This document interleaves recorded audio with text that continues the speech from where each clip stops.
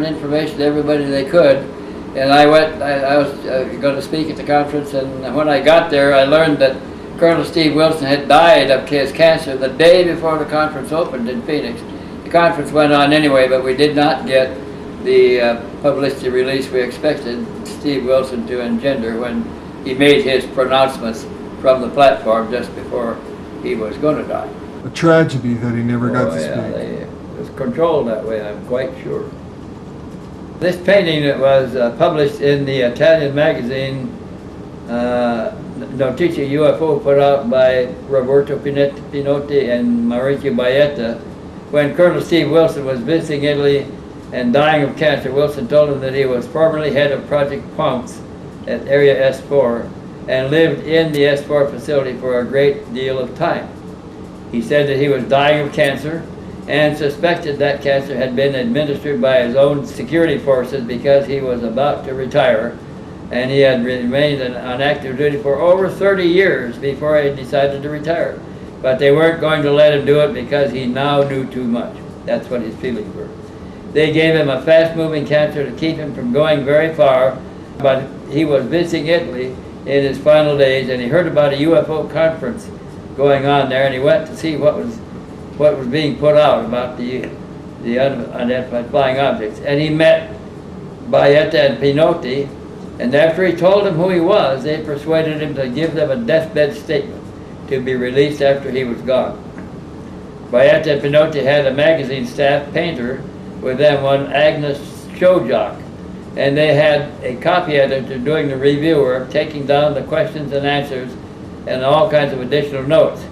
Agnes Showjock painted this painting by verbal description from Colonel Steve Wilson as she painted, with him correcting as she painted. You notice the one in Bay 1 is identical to the one that Conor Orion sketched. Notice Bay 2, 3, and 4 have identical craft with the same ship as Conor also substantially sketched in his drawings. I don't know whether Colonel Steve Wilson had access to my private files or not, because I didn't publish anything that I had up to 2001. But this painting seemed to confirm what Conor Orion had told us in great detail. This is what the corridor looked like also, according to Conor Orion. Now, Conor was sketched and had also sketched a tank holding the alien bodies, and Agnes Showjock had made the same painting under the detailed description of Colonel Steve Wilson that shows 6 cylinders which show bodies in tanks being held by a band around the waist. And notice the regulator on the side of the tank, just exactly as it was sketched by Conor Orion 4 years earlier. So I thought that this might be enough confirmation, since we had no other information which we could rely on to confirm the Conor Orion story, and I decided to release it at that point.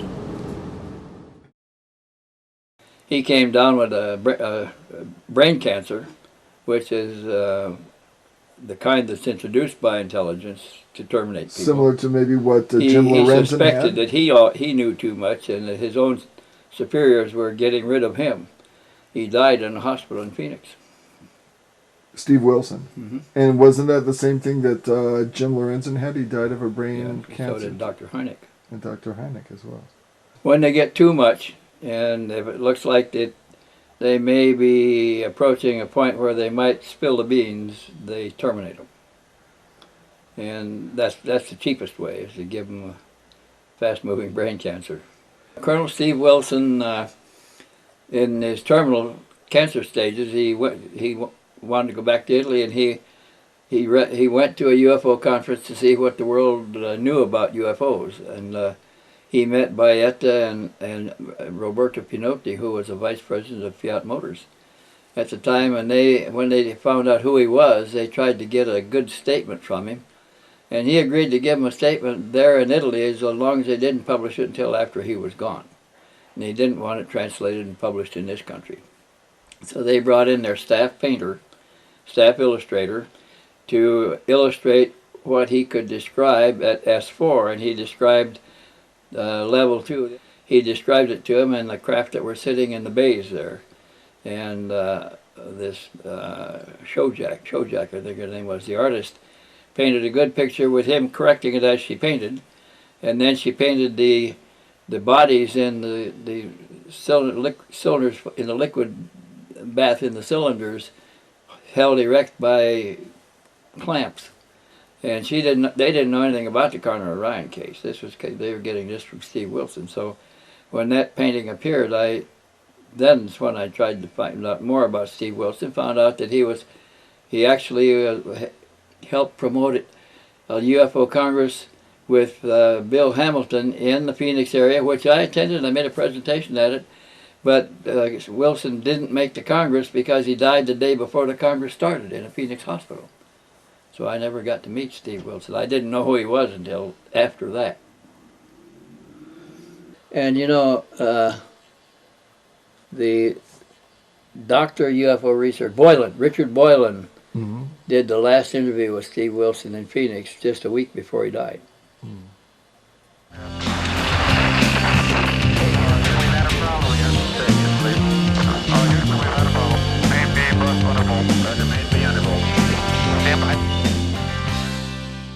In the last days before Colonel Steve Wilson's passing, he granted what became his final interview to Dr. Richard Boylan.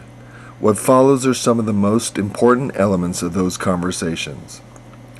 Wilson claimed that Project Pounce does not exist as a unit in order to maintain the utmost security, but instead only came together for UFO crash retrieval incidents.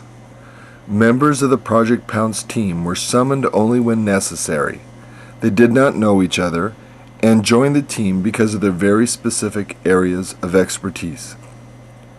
Wilson claimed that there were 33 levels of cosmic top secret, an interesting number in that it mirrors Freemasonry. At the top of the totem pole, Q33, is the Military Agency for Joint Intelligence, or MAGI.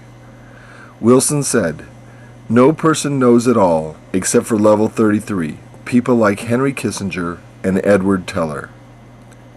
MAGI's executive board includes its chairman Henry Kissinger, Q33, and atomic scientist Edward Teller, also Q33, now deceased.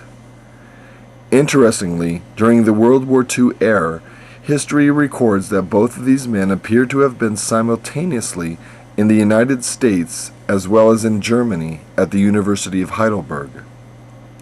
Wilson explained that level Q32 is Majestic 12, or MJ12, a leadership board for field operations related to the UFO cover-up. Of Kissinger and Teller, Wilson said, both are MJ12 members, which number 36 in all as of 1994. It might interest you to know that they go back as far as Project Paperclip, which was a secret program that relocated Nazi scientists into America to push forward the military, aerospace, and rocket programs being developed in the U.S. Level Q31, according to Wilson, are certain aerospace manufacturing executives like Ben Rich of Lockheed Martin Skunk Works in Palmdale, California, whose statements on exotic aerospace technology are discussed in the UFO Hypotheses film Michael Schratt, Volume 1. Among other Q-31 aerospace manufacturers, according to Wilson, is Northrop and its facility in the mountains northwest of Lancaster, California, and Boeing's Phantom Works facility in Seattle, Washington. Leading the scientific apparatus at S4 for many years was Edward Teller, Q-33. It was Teller who cleared naval intelligence physicist Bob Lazar to work at S4. Teller led teams of scientists who back-engineered the crashed alien UFO vehicles into functional U.S. anti-gravity aerospace craft that human military astronauts could operate, like Lockheed's X-22A disc. Wilson claimed that this program, headed by Teller, was not responsive to command authority of the United States President. Wilson also informed Boylan that space warfare operations against selected alien visitors were being executed by military astronauts trained at a secret Air Force academy. At Boylan's request,